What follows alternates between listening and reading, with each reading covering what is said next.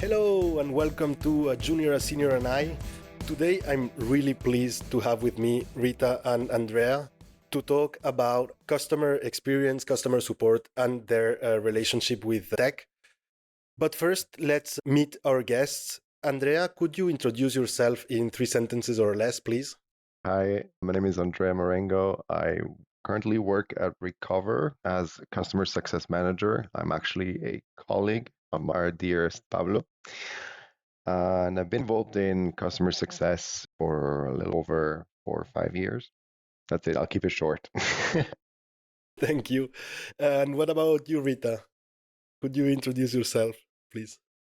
Yes, so I'm Rita Micchi and I work as customer support specialist for a SaaS company. I was a former colleague of Andrea and I am in this position. So I occupy the position of support for more than 3 years now in a SaaS company. And before I was doing customer care more for a B2C company. But so it's been almost 6 years now that I'm in this sector.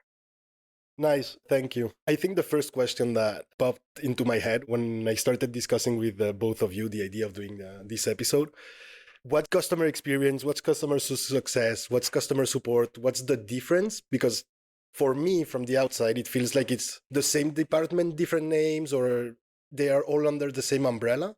Rita, could you please explain a bit more to me?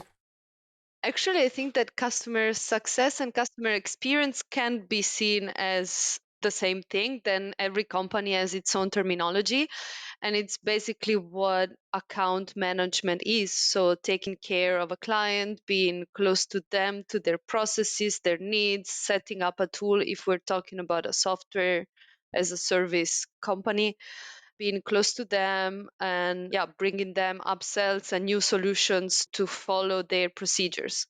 While customer support, it's mostly technical and it's there to answer clients' needs and questions, potential bugs, technical incidents, but it's maybe a question of distance. Maybe it's a little bit more distant than customer success is to a client, and it covers a broader number of clients.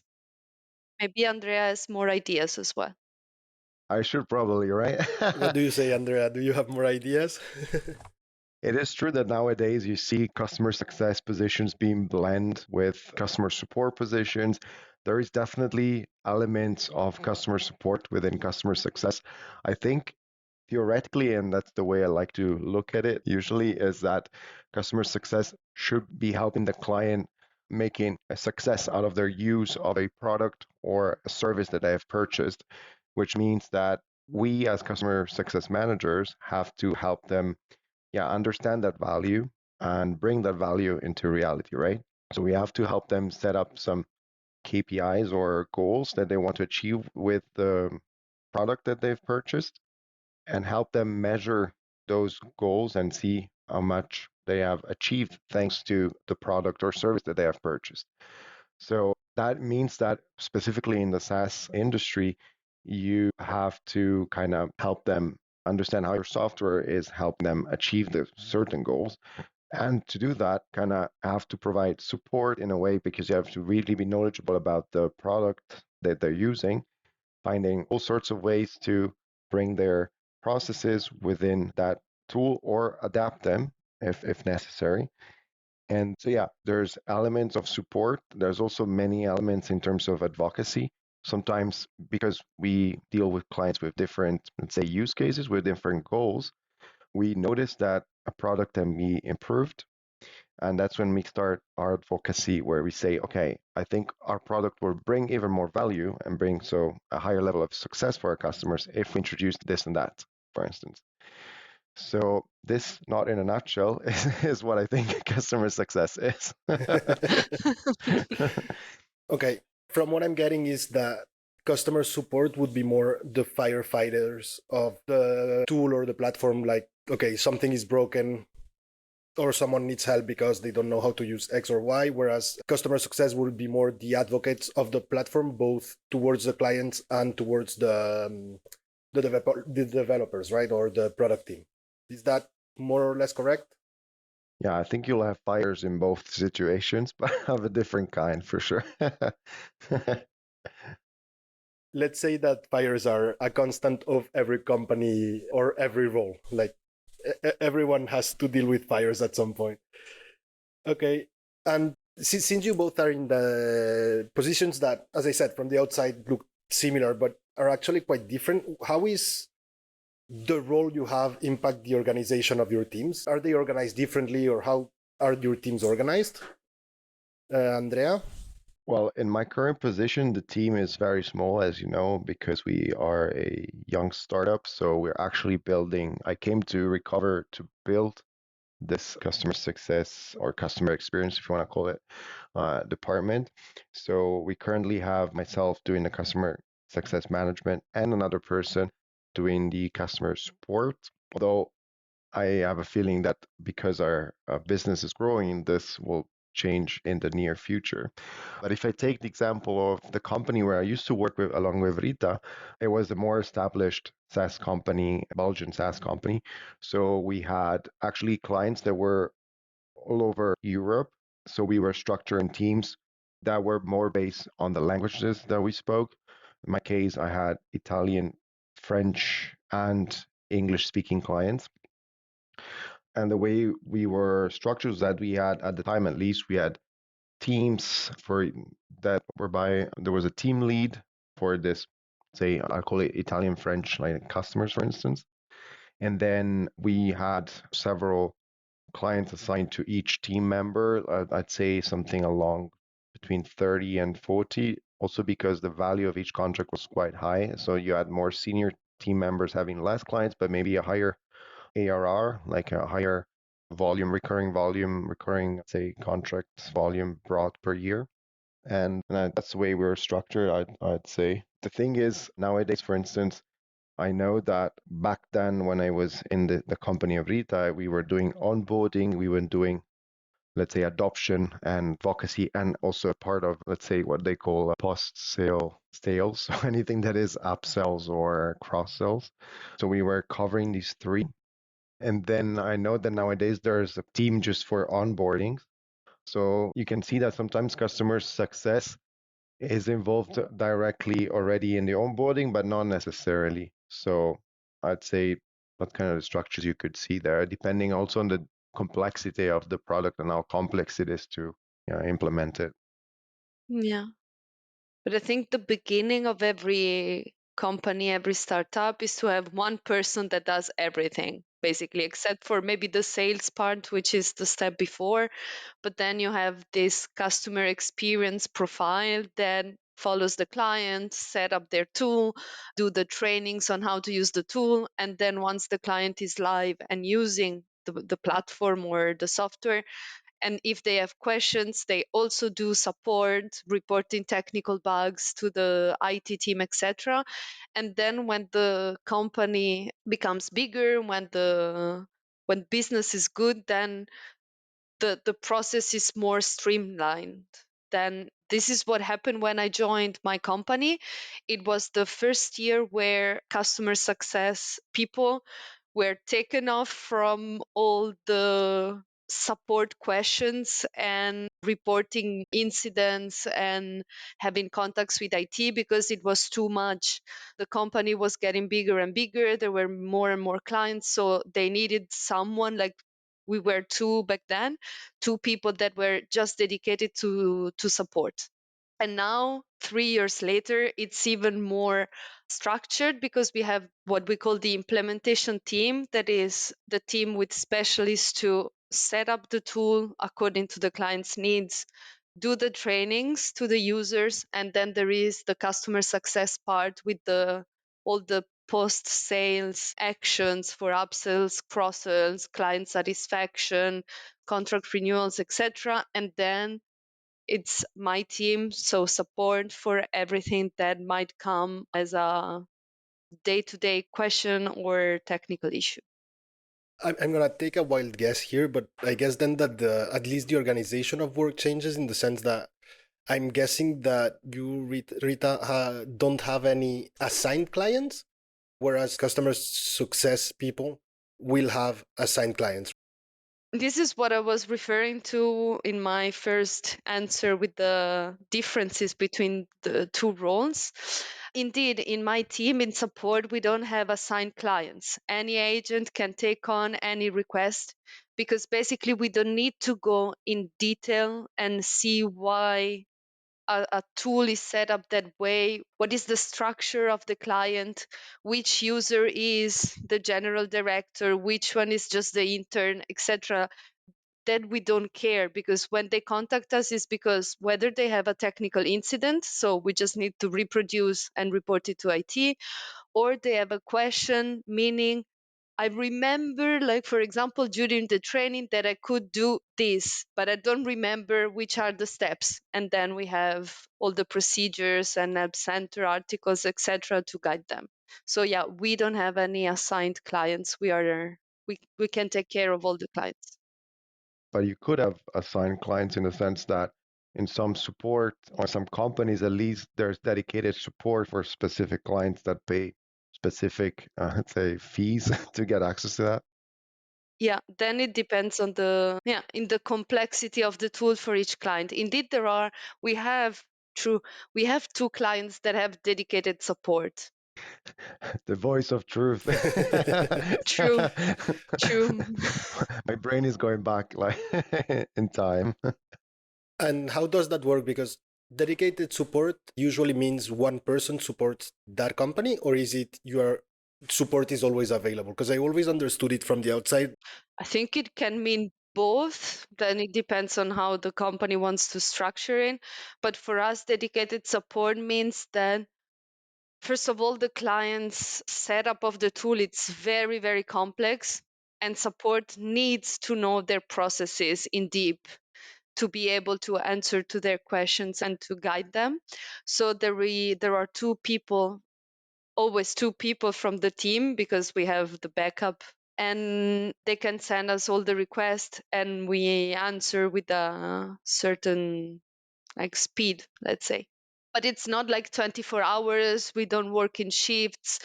We work business hours. It's just that if a question comes from X client, we know that it's a Y person that's going to take it. Yeah. Okay. And I'm guessing the relationships with both the tech teams and the rest of the company are also different for both of you. I already know part of Andrea's answer, but Andrea, how is your relationship with with the tech team? Lovely. Can you say otherwise? He can and he does Well, daily. sometimes I'm forced to, but the thing is, I think it is important to have a good, healthy relationship with the tech team more in general. But I think it's always important for me to know that also on the side of the tech team, there are people that understand the importance that their role has or plays for a client in either fixing certain situations, certain bugs that may arise, or just helping develop a better product. And also what it implies when something gets a bit, let's say, effed up for any reason, and knowing that on the other side there's somebody that will take that seriously and kind of give the appropriate importance and attention to an issue that, at least for me, it's what I value the most in a tech team, knowing that there is that sense of, not a sense of urgency per se, but a sense of understanding of what the implications are when something is not working for a client that pays a license to use our product. So that for me, it's quite important.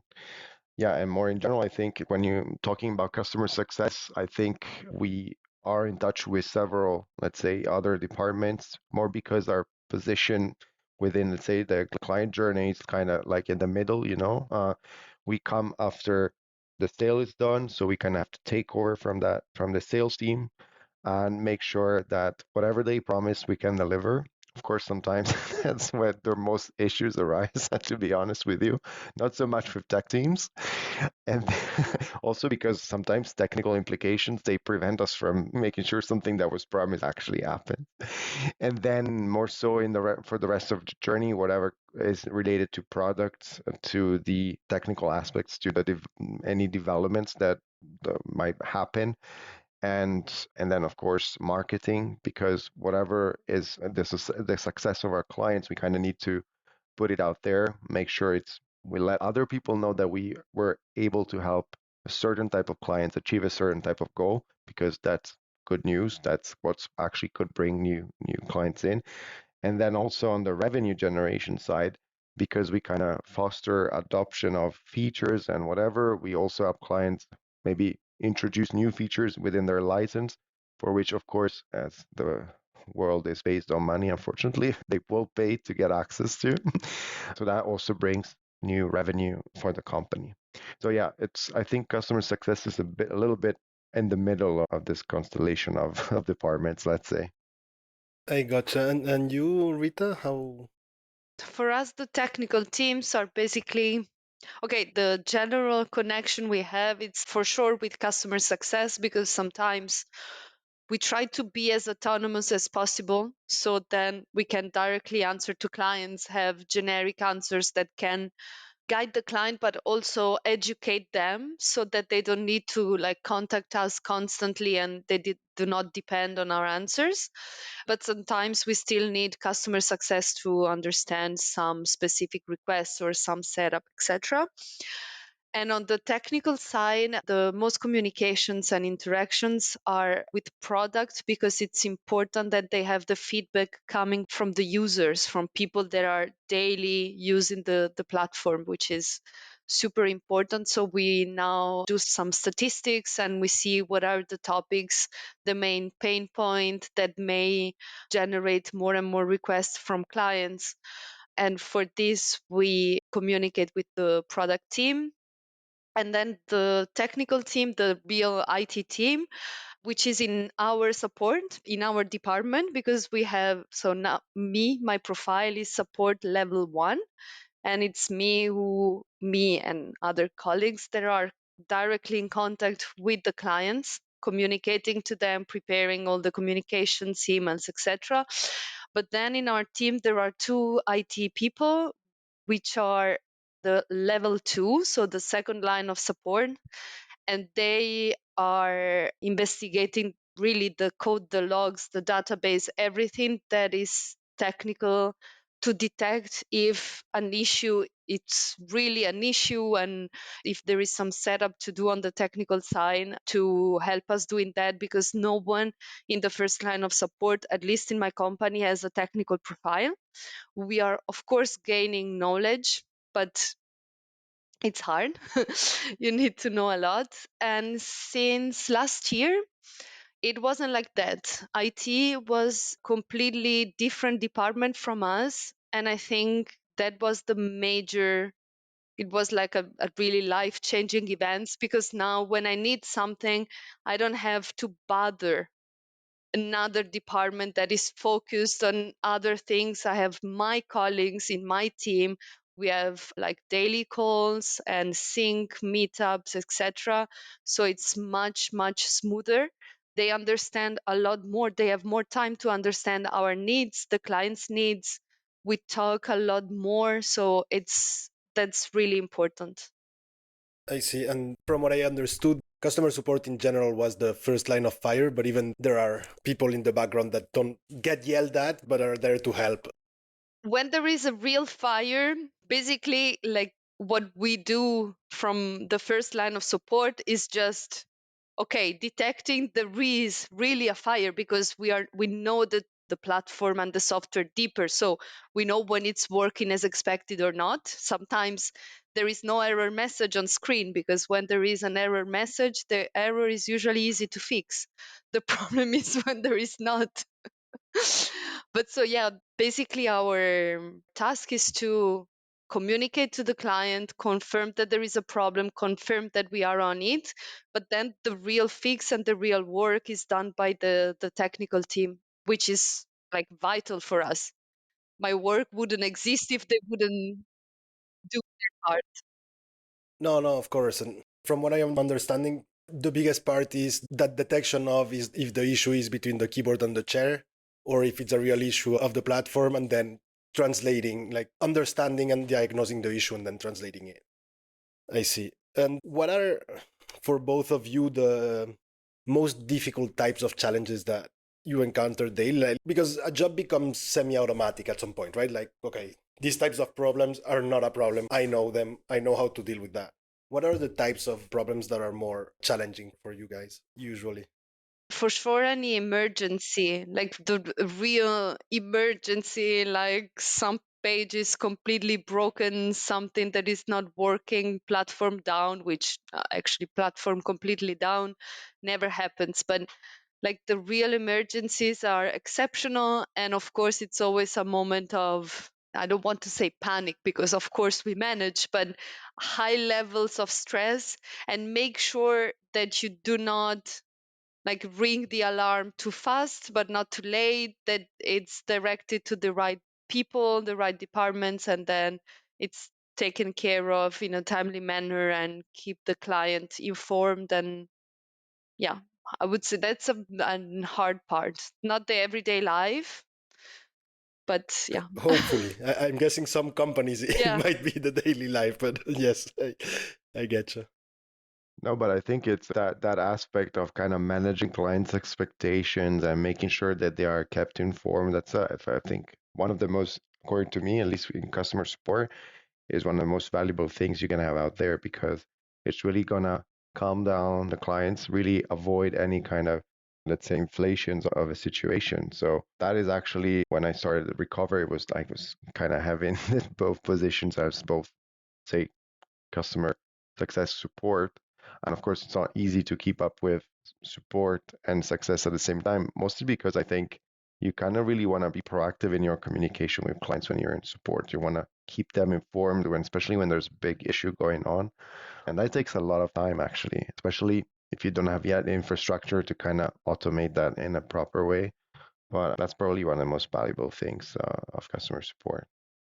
Yeah, and also find the right words, the right compromise between telling everything, because sometimes the explanations that comes from IT, it's very long and very complex, and you don't want to say that, and there is no Yeah. added value for customers and users anyways. Also, if it's Pablo providing that thing for you, you really want to translate it into something understandable.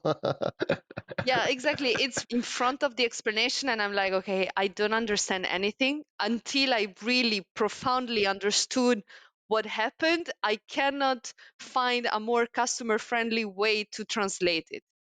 To be fair, I'm particularly bad at that. I've had members of my team have to correct what I say so that the rest of the company can get it.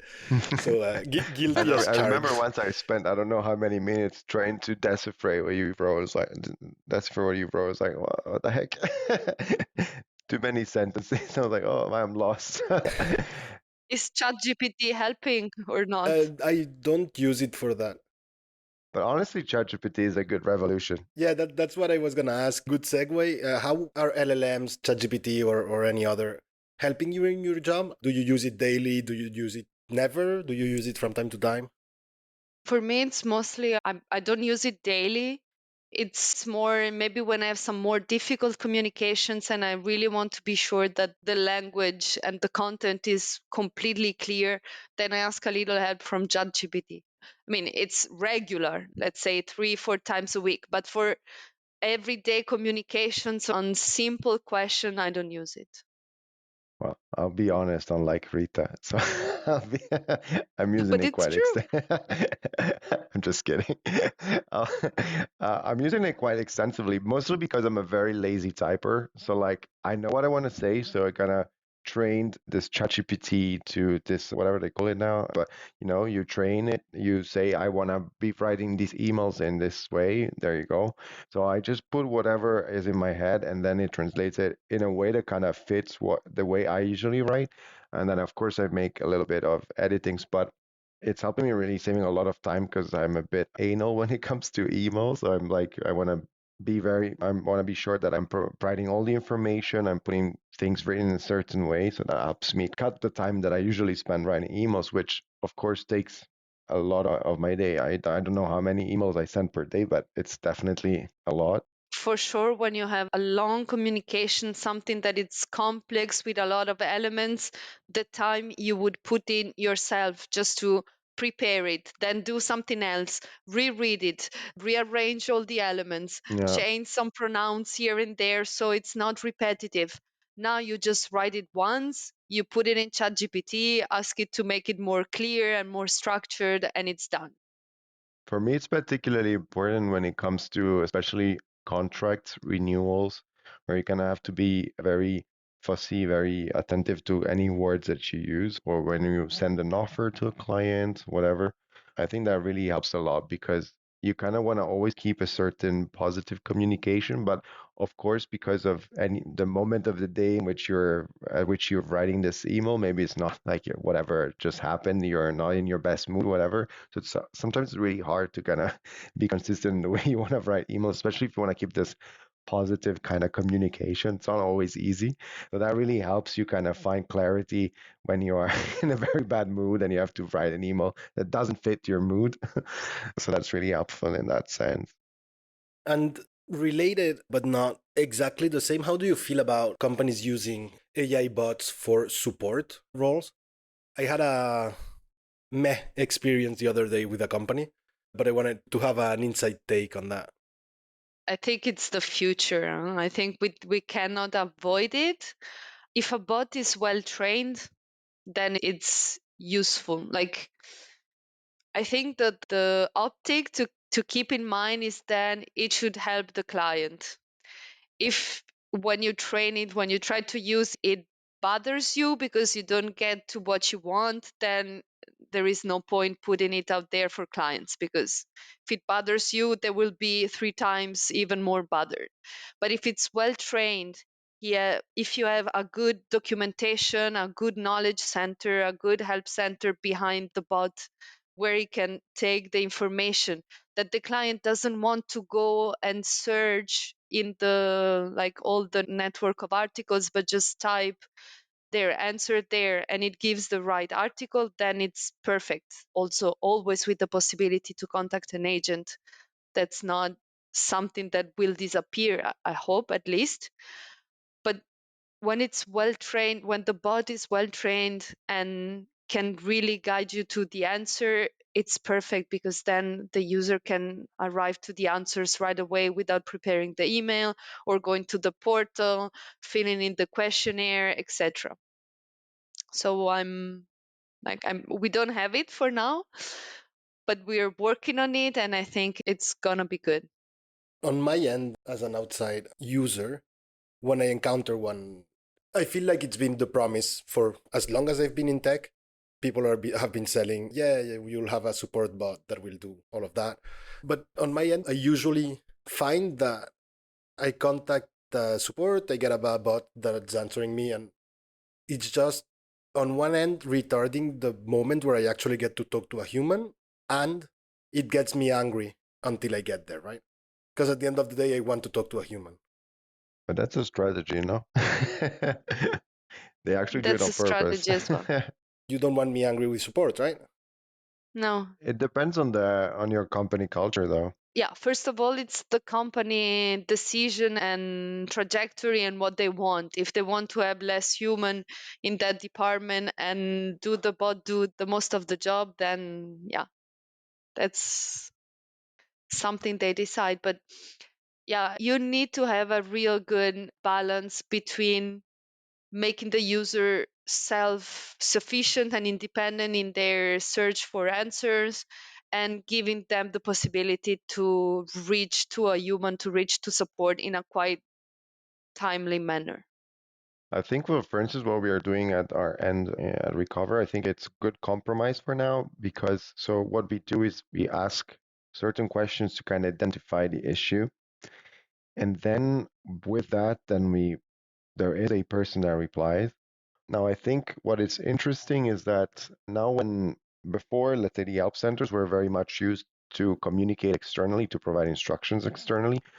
Now you can have more so like internal guidelines or use the help center to find the answer yourself as an agent and then reply to the customer. So that's also, I think, a good way to get started. See how the bot actually replies. He gets a situation And maybe internally to the agent, it can already provide a few solutions, which the agent can decide to use or not. And then it might save the agent some time, especially if it's a new agent, it's not as trained as another more senior agent, whatever. And then if that works, if actually this bot can reply to questions and provide good answers internally, then I think at some point it will be a good time to kind of have that go to more on the customer facing side. But it is true that now I think with AI, you'll see more and more bots that are able to read properly in Help Center. But it is true that a lot of what we see nowadays is just a bot searching for keywords and sending them and sending you links to whatever article that might be related to it. So it's not really helpful. This is for sure the AI applied to the bots. It's gonna be a good step up in the usage of the bot for support. Mm. I think what is also important to highlight here is that I think bots are not trained to actually talk to humans. What I mean is, whoever is training these bots in a company sometimes is thinking of how they would address them because they know the right terminology, they know what the exact name of a certain button, certain functionality is. But the thing is, most of our clients, for instance, or any of customers that I've had in over years, of the years, I think they just use whatever words and to describe things in a certain way that's not the exact situation. They are oftentimes confusing terminology, so that's where it gets tricky. I think you will need to train a bot to understand people that do not use the specific terminology that you're using in your help center. Sure. And So that's what it's going to be the real This challenge, is I why, think, in the there. end, a human agent will always be necessary at the end of the line, because not all clients can be structured and clear in what they ask. So yeah, Yeah, some can, and that's when you kind of help them, you ask specific questions. Yeah, but it's just to save time to you as an agent, not so much to save time as a result to the client. But when you ask specific questions, you kind of impose them a structure, and that kind of already helps to get the information in a way that it's easy to understand for you, and maybe also for a bot. But yeah, I mean, I've seen things over the chats that really don't make sense. So you really need to kind of pick your brain there. I get you. And changing topics quite extensively, how is your work measured? What are the types of goals you have, or how is your performance judged upon? Andrea, for example? So in customer success, you have several things that you want to measure. One of them is the retention rate. So how many clients or the value of clients that you were able to retain. It can be gross, so the number of clients, or it can be net, so the actual money value of the contracts you have retained. Of course, that's important as most of SaaS businesses, they are based on, recurring revenue. So you want to keep that coming and coming back. So then you have a churn rate. So again, number of logos or value that has churned. You can measure the NPS score, so the Net Promoter Score. So how many of your customers would recommend you to other businesses or colleagues. Usually the question is colleagues or friends, but I guess in the business world is more like, would you recommend us to other businesses like yours? So that's quite important. I'd say customer satisfaction as well. That is more so related to your product, more so than, actual recommendations. So I think these are generally what we check. There's also health scores that you can establish to that kind of bring together several KPIs, and then you kind of blend them together and see what the health score of your client is. It's very difficult though sometimes to establish those, and also, for instance, establish the risk level for your clients. So clients that are at risk, clients that are not at risk. But yeah, so these are generally what I guess most businesses look at when they talk about customer success. On the client side, I think it's also making sure that whatever you have established as a goal for your clients, that you're able to show to them that they have achieved a certain goal. So it's important to kind of keep track of what the situation was when they started using your product, At that point, they decided about certain type of goals that they wanted to achieve with your product, and then you kind of need to measure it. I'd say usually businesses they do reviews every 6 months with especially top tier clients, those that pay for you to kind of bring that value. But I guess that on the client side, it's one of the most important things. Okay, I see. And for me in support, we have some KPIs, so the key performance indicator, which are the first response time, which is based on SLA agreements in each client's contract. So we have the first response time, the closing of the request. So when the request has been solved, answered, and it's done, which is of course different between a technical incident and general support, because there are a general support ticket can be closed in less time than a technical incident. Then we have the satisfaction rating as well, because this is something that it's important then for the customer success department. We screen all the ratings that we received, and we informed customer success, like the customer success agent, if there is any client that left a very bad ratings with some comment, because it's important for their relationships. And help center views, because it all maybe depends on the company strategy, but for us now it's very important. Since last year or 2 years ago, they have invested a lot in the help center documentation and resources, and we want our users to be as independent and autonomous as possible. So that's also an indicator for us now. And I know that in my previous job, another good KPI that we had was the number of back and forth until resolution. So, like, question from the client, answer, bam, it's done. Good KPIs. If there are lots of back and forths, then we had, I mean, nothing bad, huh? But then we had some reviews with the team leaders and stuff like that. And that's also a good KPIs for support to take into account. It's interesting, and I'm guessing based on most of the answers that you both have given today, the answers here will be different because you're doing different roles. But according to you, what are the characteristics that a good person doing your job needs to have? Patience. Um, yeah, I think patience is the the basis of the basis. No, but for sure a good, more than empathy, because like we don't do support over the phone, and it's not a support like, I don't know, it's not something that personally affects the users. It's always their job. It's not B2C, so it's always the job for everyone. But empathy in the sense that if a client says an audit tomorrow, what they're reporting is urgent. Like, you have to be able to put yourself at their place and understand their position. Yeah, a little bit of good understanding. Like, yeah, as Andrea would say, you as just said, like, sometimes you receive requests that you have to guess a little bit. The better you are at guessing, the faster you go. And this also comes with experience, of course. Patience, a lot of patience. And like in support, a little bit of technical preparation, like on IT side, it's not bad.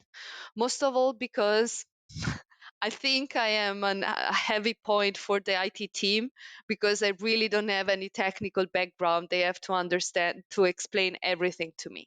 Now it's better after 3 years, but at the beginning it was heavy, I think. But everything can be learned. But yeah, if you have a bit of technical knowledge, then you can already help your colleagues, let's say, and be more autonomous when you have to understand the explanations and everything. Yeah, playing with the team, like, it's really a team. You're not alone. You have some tickets when you really are alone, because it's just a simple question and you have the answer. But most of the time, you need to go here and there, sometimes see the broader picture, and then, okay, let's talk with product, because maybe this is a good idea. So it's, yeah, being able to work in team. I don't see any position where that it's not an added value. Huh? I'm not saying something really obvious. And yeah. Yeah, sure. I think when it comes to customer success, definitely about patience for sure. Communication skills are very important in the sense you have to, as I said earlier, you have to be diplomatic in the way you communicate with clients. You have to find the right words. You have to be firm in certain situations where you're discussing, renewals, contracts, clauses, so that you kind of have to be a bit more strict sometimes. You kind of have to be able to make concessions on some certain points, for instance. So communication skills, definitely being proactive and, going a bit further than what is expected. I think that's quite important. If you want to show to your clients that are trying to engage with them, you kind of want to make sure that you're doing whatever is possible to make sure that they use the product correctly, show that you are available and to help them. I had another idea for support because sometimes it's really helpful. The attention to details. Like, really, sometimes you see a client has a problem and they have a screenshot, and then you just see something like the URL, there is one more dot somewhere. And that's something that really saves your life. I come from translation studies, and I remember that one of the exercises that the one of the teacher used to do to us, it was to give us a text with a lot of mistakes, and we had to spot the mistakes, and I loved it. And I think this is also what is good in support, is to be able to find somehow something that it's not at the right place, or something that it's out of order, let's say. But troubleshooting is an art per se. I think you have to Yeah. you have to have a lot of attention to details. That's for sure. I think when it comes to customer success, but also maybe support in some senses, is also being able to think out of the box. There's a product, but it can be used in different ways. There's ways to kind of go around certain things. I think sometimes because of product limitations, as a support, you'll have to point out certain ways to achieve something, to resolve something, which is still a workaround.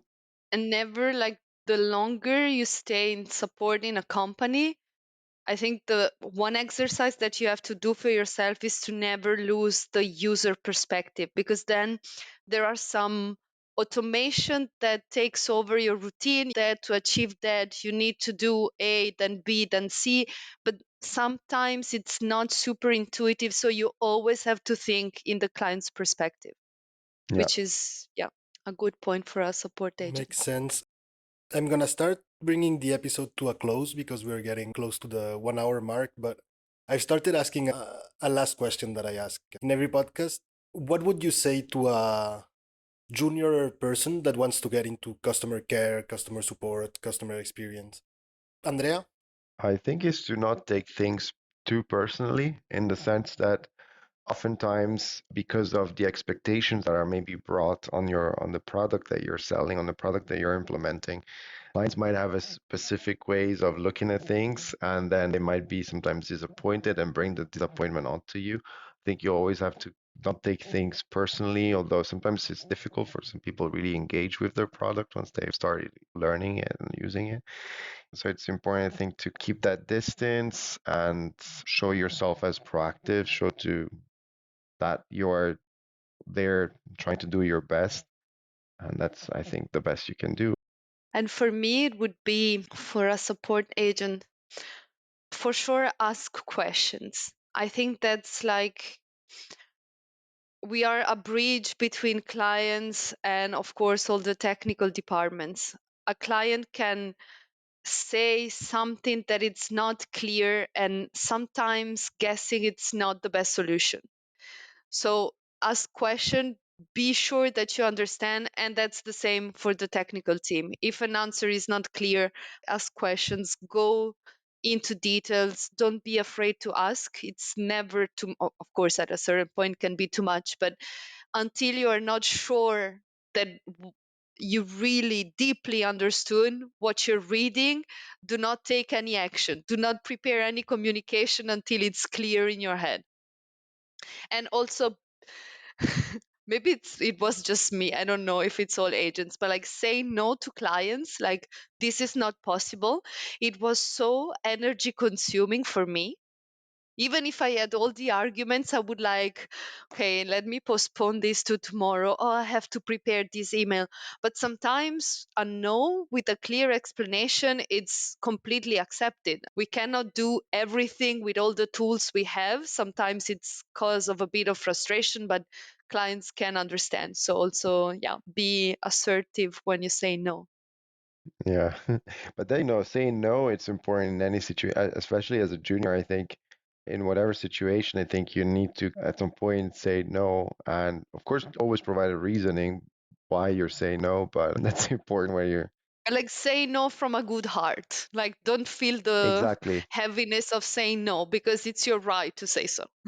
It's just becoming a just don't say too psychological much, podcast. but Yeah. no, but that's why I'm saying it's important to give reasons why you're saying no.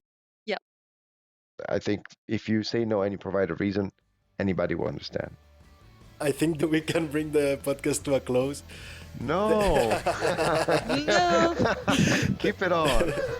Thank you both very much for having been here with me. Thank you for It was inviting really us. interesting. Thank you very much. Thank you.